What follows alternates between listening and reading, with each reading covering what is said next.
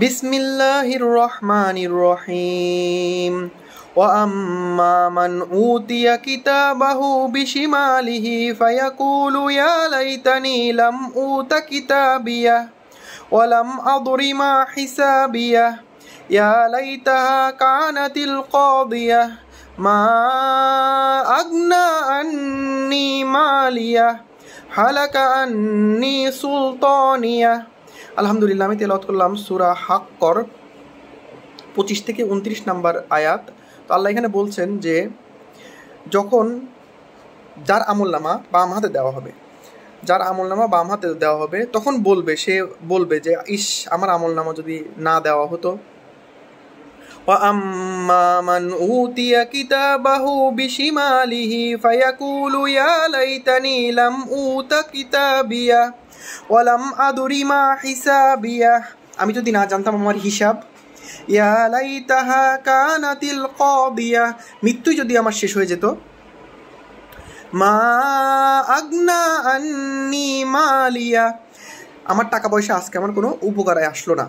হালাকা আন্নি সুলতানিয়া, দুনিয়ার সুলতানগিরি, দুনিয়ার ক্ষমতা আমার আজকে কোনো উপকারে আসলো না।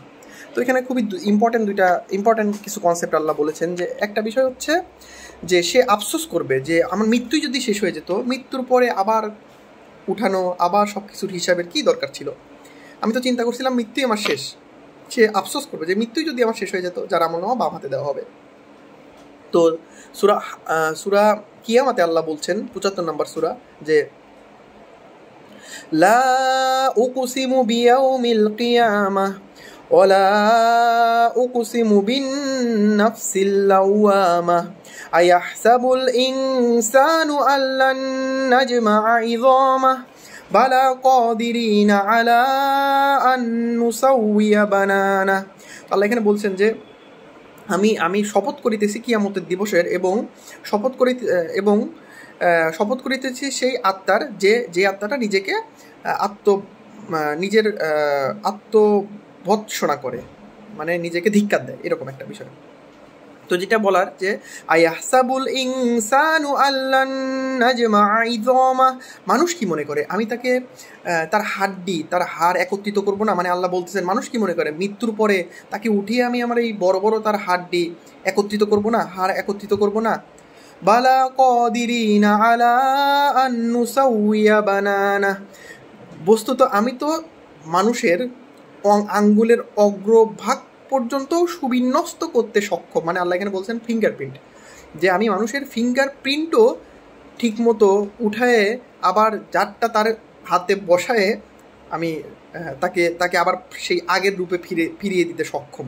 সুবহানাল্লাহ, কত বড় পাওয়ারফুল একটা কথা বলছিলাম। যে মানুষ কি মনে করে হাড্ডি একত্রিত করবো না, হাড্ডিতে অনেক বড় বিষয়, আমি সূক্ষ্ম বিষয়ও একজনেরটা আরেকজনকে লাগাবো না। যার ফিঙ্গারপ্রিন্ট আমি তাকে লাগাই উঠাবো। ফিঙ্গারপ্রিন্ট হচ্ছে ইউনিক, কারোটার সাথে কারোর মিল নাই। তো এই ইউনিক বিষয়েও আমি যখন মানুষ পচে যাবে, গলে যাবে, মানুষ মাটির সাথে মিশে যাবে, তারপরে আমি তার হাড্ডিগুড্ডি মিশে যাবে, হাড্ডিগুড্ডি তো আমি তুলবো, আমি তার ফিঙ্গারপ্রিন্ট পর্যন্ত তাকেই লাগাই উঠাবো এবং তার হিসাব নেব। কত বড় মারাত্মক একটা বিষয়। এটা হচ্ছে ফার্স্ট ওই সূরা কিয়ামের সূরা হাক্কর সাথে একটা বিষয়ের মিল। তো তারা এরকমভাবে আফসোস করবে যে ইস, আমি তো আমার মৃত্যু যদি শেষ হয়ে যেত, যদি আমরা না উঠতাম। হিসাব তো সবাইকে হিসাবের সম্মুখীন হতে হবে। আমরা যা করতেছি সব কিছুর হিসাবের সম্মুখীন হতে হবে। সূরা জিলজালের শেষের দিকের আয়াত আল্লাহ বলতেছেন যে কেউ যদি অনুপরিমাণ ভালো কাজ করে, আল্লাহ তাকে সেই অনুপরিমাণ ভালো কাজের প্রতিদান আল্লাহ দিবেন, এবং কেউ যদি অনুপরিমাণ খারাপ কাজ করে, আল্লাহ সেই অনুপরিমাণ খারাপ কাজের প্রতিদান আল্লাহ দিবেন। তো দুনিয়ার বিষয়টা হচ্ছে কীরকম, আল্লাহর অস্তিত্ব, আল্লাহর বড়ত্ব, আল্লাহর অস্তিত্বর একটা বড় পরিচয় হচ্ছে ন্যায় বিচার।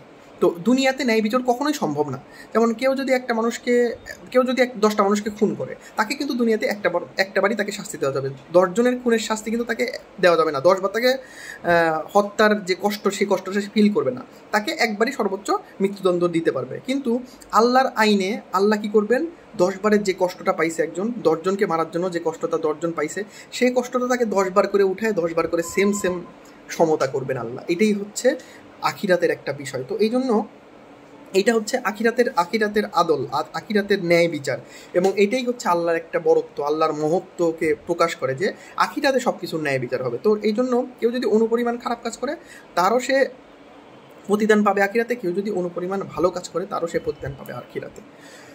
আর আরেকটা বিষয় যে এই সূরা হাক্কর যে শেষে 2টা পয়েন্ট বলছে যে আমার টাকা পয়সাও আমার সব শেষ হয়ে গেল, আমার টাকা পয়সা আমার উপকারে আসলো না, আমার ক্ষমতাও বরবাদ হয়ে গেল। তো দুনিয়ার ম্যাক্সিমাম অনেক বিষয় এই দুইটাকে কেন্দ্র করে, টাকা পয়সা আর ক্ষমতা, এই দুটাকে সবাই পছন্দ করে। তো রাসূলুল্লাহ সাল্লাল্লাহু আলাইহি ওয়াসাল্লামের একটা হাদিস মনে পড়ে গেল এরকম যে রাসূলুল্লাহ সাল্লাম একটা ইমাজিনারি দিচ্ছে, সিনারিও দিচ্ছে যে কিছু ভেড়ার পাল, আনপ্রোটেক্টেড ভেড়ার পাল, অরক্ষিত ভেড়ার পালের উপরে যদি 2টা নেকড়ে বাঘকে ছেড়ে দেওয়া হয়, তাহলে তারা যে পরিমাণ ড্যামেজ করবে, যে পরিমাণ ক্ষতি করবে ওই ভেড়ার পালকে, তার থেকেও বেশি ক্ষতি করবে তোমাদের ভিতরের 2টা আকাঙ্ক্ষাকে যদি তোমরা কন্ট্রোল না করতে পারো। সেই 2টা আকাঙ্ক্ষা কি? তোমার টাকা পয়সার লোভ। এই 2টা ইটসেলফ ভালো, কারণ সুলাইমান আলাইহিসসালামের ক্ষমতা ছিল, সুলাইমান আলাইহিসসালামের ধন সম্পদও ছিল, তো সেটা সে আল্লাহর পথে ব্যয় করছে। তো এই দুটাকে কন্ট্রোল রাখা খুবই কঠিন। তো সেই জন্য বলছে যে যদি তোমরা সেই দুটাকে কন্ট্রোল না করতে পারো, তাহলে সেটা তোমার ইমানকে, তোমার ধর্মকে এমনভাবে শেষ করে দিবে, এমনভাবে ড্যামেজ করবে, যেমন ড্যামেজ সেই 2টা নেকড়ে বাঘ সেই ভেড়ার পালকাটাকে করতো, তার থেকেও বেশি ড্যামেজ করবে, এরকম একটা বিষয়। তো 2টা কি বিষয় কি? একটা হচ্ছে তোমার টাকার প্রতি লোভ, টাকার প্রতি মোহ, আরেকটা হচ্ছে খ্যাতি ক্ষমতা, এইগুলার প্রতি তোমার লোভ। এই 2টা যদি তুমি কন্ট্রোল না করতে পারো, তাহলে তোমার সে ইমানটাকে, তোমার ধর্মটাকে সে ডিস্ট্রাকশন করে দেবে। আল্লাহ আমাদেরকে এই বিষয়গুলা, এই আয়াতগুলা বোঝার তৌফিক দান করুক। আল্লাহ আমাদেরকে এই আয়াতগুলা ডিপ আন্ডারস্ট্যান্ডিং দিক। আমিন।